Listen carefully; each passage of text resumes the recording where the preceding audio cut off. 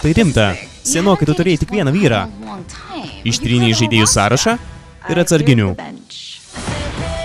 Kas yra? Skambino namų tvarkytoja, vonijas sprogo vamzdis. Tai važiuoji į Connecticutą, teks atidėti mūsų planus.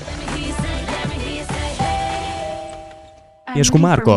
Jūs tikriausiai jo namų tvarkytoja? Ne, aš jo žmona Keitė.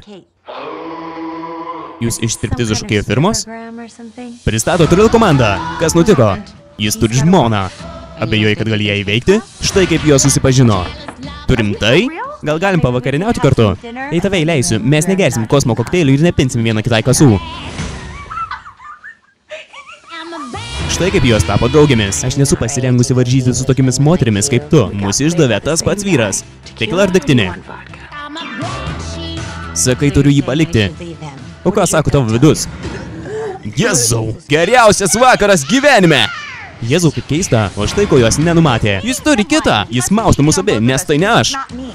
Kad tave kur... Ką tu darai? Ką tai reiškia?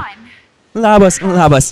Šiais metais. Negaliu patikėti, kad jis man meluoja. Kaip skaniai kvepi. Kas tai? Manau, kad tai prakaitas. Tai ką norite daryti? Noriu, kad jis jaustų skausmą. Įspirkime jam kiaušius. Man patinka tavo mąstymo būdas, bet manau, kad mūsų sumąstymas bus stambesnis. Kerštas. Radau štai ką. Jis apvaginėja partnerius. Suraskime tuos pinigus ir sužlugdykime jį. Teisininkė, žmona ir papai visą tai kartu. Pašnibždės mums, kaip jį apmauti. Mėgsta skaičių 3. Manau, tu šeri jį hormonais. Šeru?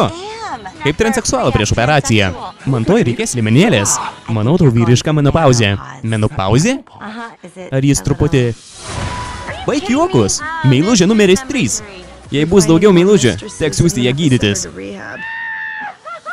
Kita moteris. Jūs labai keistos draugės. Mes labai keistos draugės. Kas nutiko tavo gražuoliui broliui? Negali turėti mano vyro ir brolio. Tu labai godi.